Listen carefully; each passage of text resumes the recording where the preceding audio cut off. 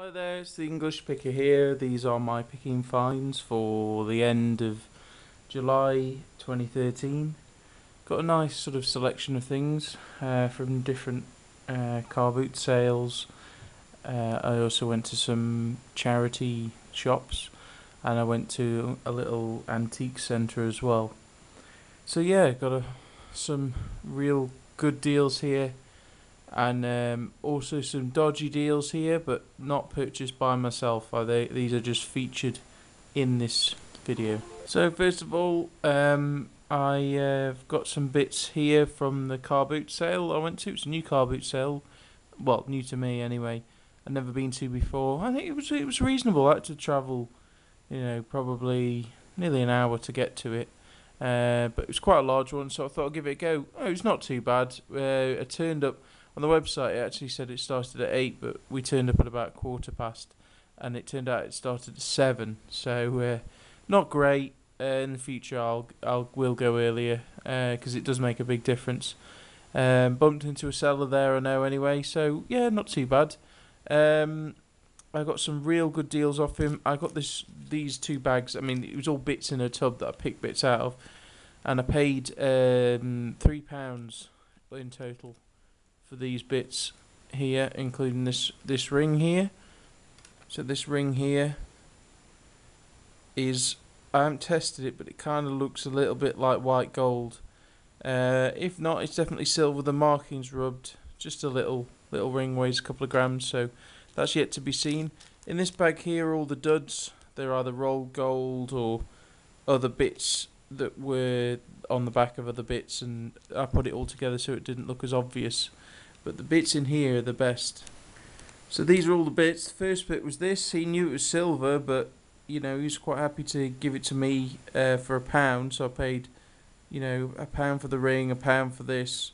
It's not marked. It does look like silver. It's a shame it's got this hole at the top, but beautifully sort of embossed, and it's got an area for initials which hasn't been initialed, so that's nice. A little bit of silver, but the main bit was all of this here. This is all 9-carat gold. I couldn't believe it's a right chunk. Yeah,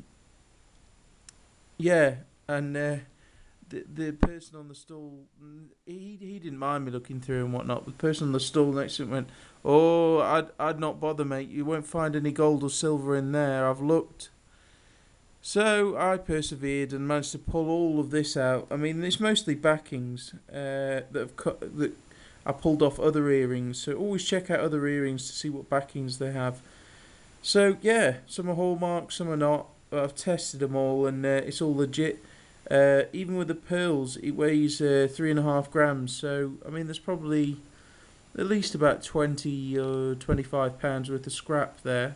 So that's an absolute steal there. Next thing I picked up, which I haven't had a chance to test these yet because I've almost run out of silver testing solution, is these 4 spoons. The woman's story seemed legitimate, so that she picked them up in India when she went over there and paid a bit for them, and that they're Indian silver. They almost all match, except one of the elephants faces the wrong way. And they do sort of look like sterling, but they're a bit too shiny. See my reflection there?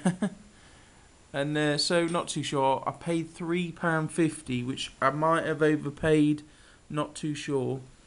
But from the stall next to it also had some spoons, mostly novelty tourist spoons, and I picked this one up. This tests as a lower grade silver. It says Indonesia, and I paid £1 for it, and it weighs about 7 grams. So I did well on that. Next things I picked up were these set of earrings and these 2 coins here. I bought this for £1, a little set of sterling silver earrings, and then we've got an 1870 and an 1875 young head pennies. I haven't looked those up yet. Then we've got an interesting little ring. It's not hallmarked. I've had one similar to this, I'm sure, before, and this was £1 as well. She wanted 2, and I got it for £1. All the little stones are there, so not too sure on that. And then I bought this for 20p, thinking it could have been silver, but I really don't think it is in hindsight. But one of the great deals was this little piece here. It's a little anchor tie pin, and this is brass, but this part here is 9 carat gold, and it weighs 1.5 grams, and I paid £3 for this, so that's a good deal.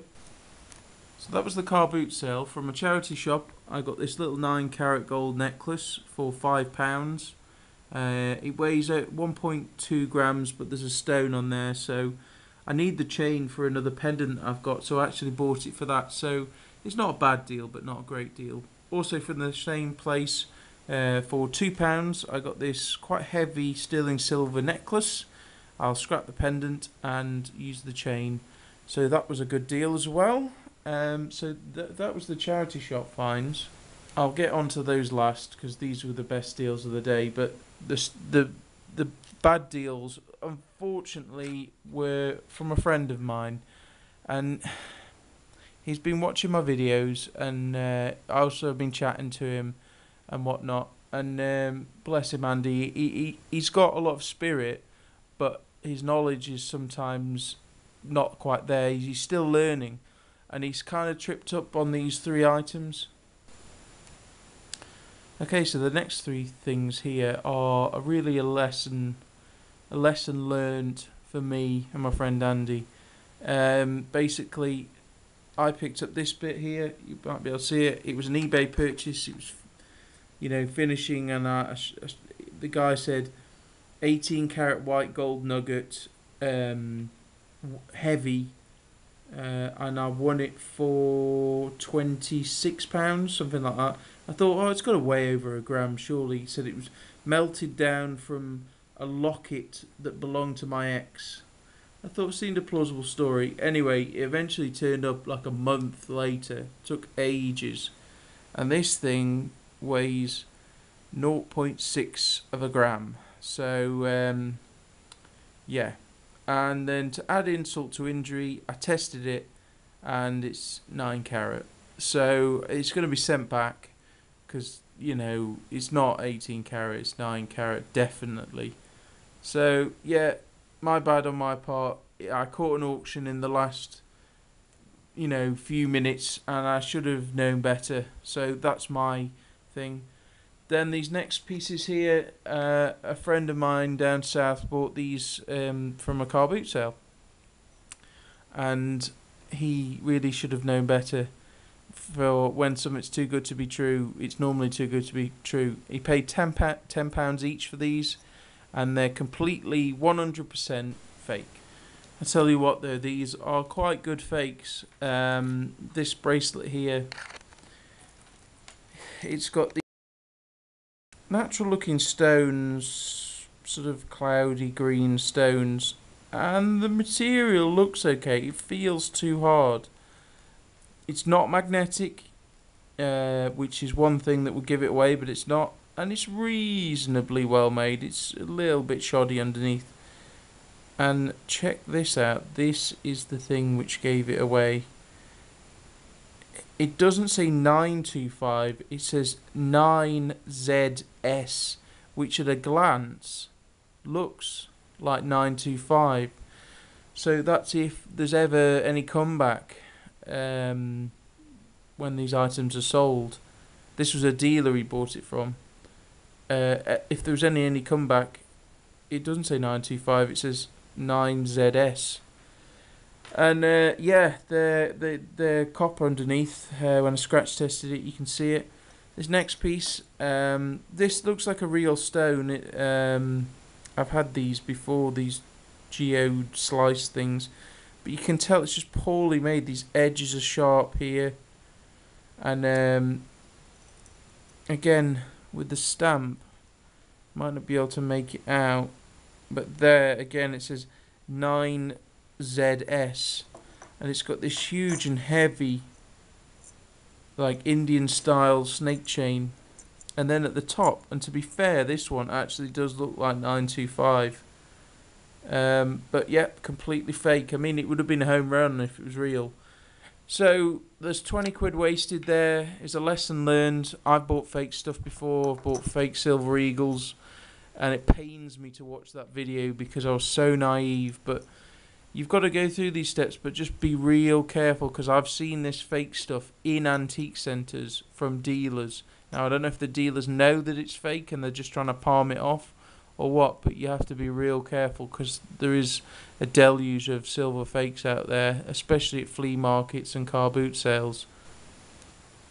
But lastly, and on a good note, there is a glimmer of hope out there for good deals and genuine stuff. I went to an antique centre, and there was a guy who just put some stuff in the cabinet, apparently, according to the woman. And the woman knows that I like coins. And she was like, oh, Rich has just put some new stuff in his cabinet, if you want to have a look. So I went over there, and he'd got some other ones as well, which are like these top ones, which I might go back and get, because they're such a good deal. I think I probably will, because these are proof 50p's. They are the old style 50p's. I think they're the old style. Anyway, they weigh 16.5 grams of sterling silver, and they were £5 each. So the other ones I left were the plainer designs. These were the commemorative ones. This is a 50 years, I think. 50th anniversary of the NHS. Some lovely rainbow toning on the back. Lovely proof quality. The next one is a celebration of the EU.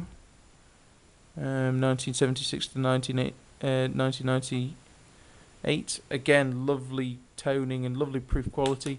And they were £5 each, and they sell all day long on eBay for between 12 and 18, really, depend on it. They'll go for a little less because I haven't got the certificates of authenticity or the boxes, but I'm still going to go back get the others because you know it's good price at that. But then I got these two great deals. I got here a 1971 San Francisco 40% silver Ike dollar. You can tell by the edge, and that was £5, which is a great deal, really good deal, in this capsule and everything.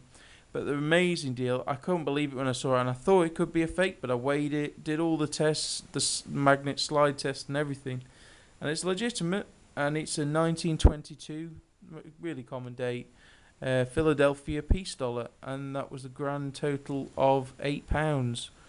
So, and it's in, reasonably good condition actually.